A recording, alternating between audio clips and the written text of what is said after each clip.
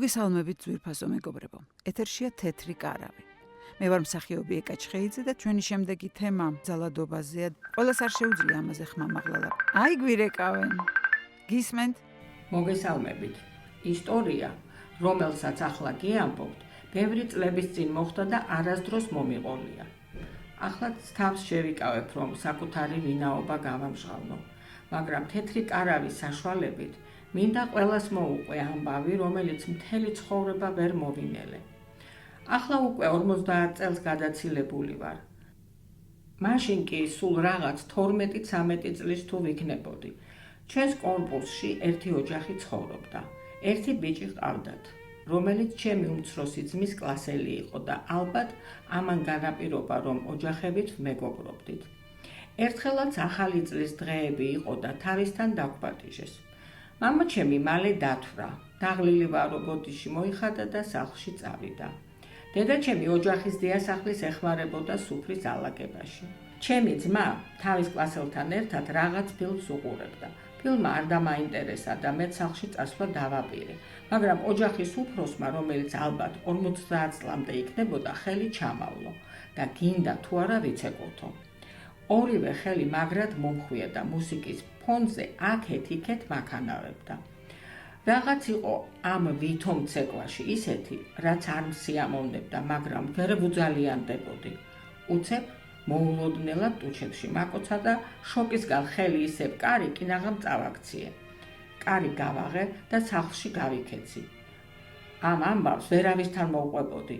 მისი დორბლიანი ტუჩების გახსენებაზე ახლაც გული მერევა, მაგრამ სამაგიერო ასე გადავუხადე. დილას აივანზე გავედი და დაველოდე სამსახურში წასასვლელად, როდის გამობრძანდებოდა სადარბაზოდან. ერთი ვედრო ცივი წყალი გადავასხი თავზე იანვარში და პლასმასის ვედროც მივაყოლე. ვითომ ყვავილების მორწყვის დროს შემთხვევით გადამივარდა. მაგარი. გაგვეცანით თუ შეიძლება, საიდან გვიკავშირდებით? მოგესალმებით, მე ვარ ნუნუ, 46 წლის, თელავიდან. ძალიან გამეცინა წინა რესპონდენტის მონაყოლზე და მართალი გითხრათ, გულიც მოვიფხანე. მე მგონი ყველა ქალის ცხოვრებაში მომხდარა ისეთი ფაქტი, რასაც დღეს სექსუალურ ძალადობას ან სექსუალურ შევიწროებას ეძახიან. და იცით ყველაზე დიდი საშინელება რა არის? ის რომ მოძალადეები ძალიან ხშირად ოჯახის ახლობლები, მეგობრები ან სულაც ნათესავები არიან. ამიტომაც რცხვენია მსხვერპლს მისი გამოაშკარავების. ეს მანიაკი მოძალადეებიც ამით სარგებლობენ. ხშირად მუხარასაც კი მიმართავენ მსხვერპლის გასაჩუმებლად. არ ვიცი როგორ უნდა დავიცვათ ჩვენი შვილები ასეთი მანიაკებისგან. ნუ თუ არავის ნდობა არ შეიძლება. მეც გამახსენდა ერთი ფაქტი, რომელიც ჩემი მუსიკალური სასწავლებელში სწავლის დროს ხდებოდა. მოგეთ 13-14 წლის გოგონები ვიყავით ჯგუფში და ერთ-ერთ საგანს ღვაწლმოსილი ასაკოვანი პროფესორი გვასწავლიდა. თავის მაგიდასთან ორი სკამი ედგა და ყველა ლექციაზე ჯგუფხელი მჭირდებაო ასე ამბობდა. ამ ჯგუფხელს გვერდით მოისვამდა და ჟურნალში დასწრება არ დასწრებას და ნიშნებს აწერილებდა. ყველა ლექციაზე ცვლიდა ჯგუფხელებს და შესაბამისად მეც მომიწია მის გვერდით დაждდომა.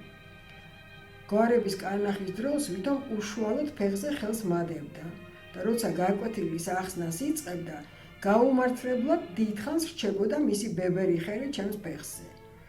ამაში რაღაც ისეთი არასასიამოვნო იყო, ვერც მოვყვებოდი. დანარჩენი გოგოებისთვისაც კი არ მithქვავს, მხოლოდ წლების შემდეგ, როცა ერთად შევიკრიბეთ, აღმოჩნდა, რომ ყველას ერთი და იგივე გრძნობა და ზიზღი ჰქონდა ამ კაცის მიმართ. აი ასეთი ინტელექტუალი მანიაკებიც არიან პროფესორის მანტიაში შემოსილი. სამწუხაროდ ასეც ხდებოდა და ალბათ ახლაც ხდება. უი, რას ამბობთ? აი, ისევ ზარია, გისმენთ? პირდაპირ ეთერში ხართ. მოგესალმებით. რა სამწუხაროა, რომ ამგვარ თემებზე გვიწევს საუბარი. მაგრამ თუ არ ვილაპარაკეთ, დავმალეთ და ხელი დავაფარეთ მოძალადეებს, ისევ ჩვენი შვილები დაზარალდებიან.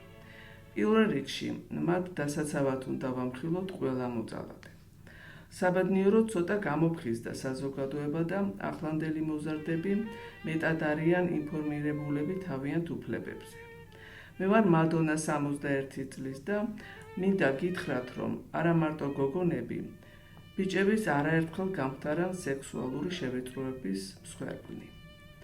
20 წლის წინ საირმეში ვისვენებდი ჩემს ვაჟიშვილთან ერთად, რომელიც მაშინ 7-8 წლის იქნებოდა. ერთი ჩემი ასაკის უცოლო კაცი იყო იქ ჩამოსული. მაშინ ქმარს ახალი გაცილებული გავხდით. ეს კაცი ჩემი და ჩემი შვილის მიმართ განსაკუთრებულ ყურადღებას იჩენდა. სიმპათიური მამაკაცი გახდა და ცოტა მეც მომწონდა.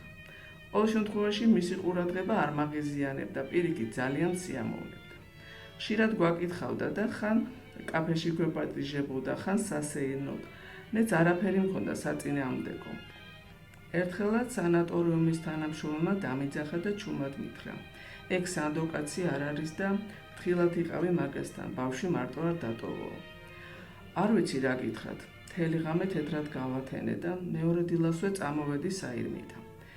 კიდევ 2 დღე უნდა დარჩენილიყავი, მაგრამ მეტი აღარ მიმინდა. პრინციპში გამოვიპარეთ იქიდან. მაშინ მობილურები არ იყო მოგეხსენებათ. მაგრამ ტელეფონის ნომერი მანამდე გამოგვართვა და რეკავდა კაიხანს. მე ვუთიშავდი, მერე ეტყობა მობეზრდა და თავი დაგვანება. დღესაც არ ვიცი რამდენად მართალი იყო ის ინფორმაცია, რაც მას ეკავიგე, რომ პატარა ბიჭებს ავეწროებსო, მაგრამ ეჭვმა თავის იქნა და მასთან ურთიერთობა საბოლოოდ გავწყვიტე. ზოგჯერ შეიძლება ჩვენი ეჭვების გამო ვიღაცას უსამართლოდაც კი მოვექცეთ, მაგრამ ყოველთვის უნდა გვახსოვდეს, რომ პატარებს ჩვენი დაცვა სჭირდებათ და როგორც იტყვიან, სიფრთხილეს თავი არ სკივაო. დიდი მადლობა. ძვირფასო მეგობრებო, ჩვენი საეთერო დრო ამოიწურა და მე ისევ ერთი კვირით გემშვიდობებით. მომავალ შეხვედრამდე.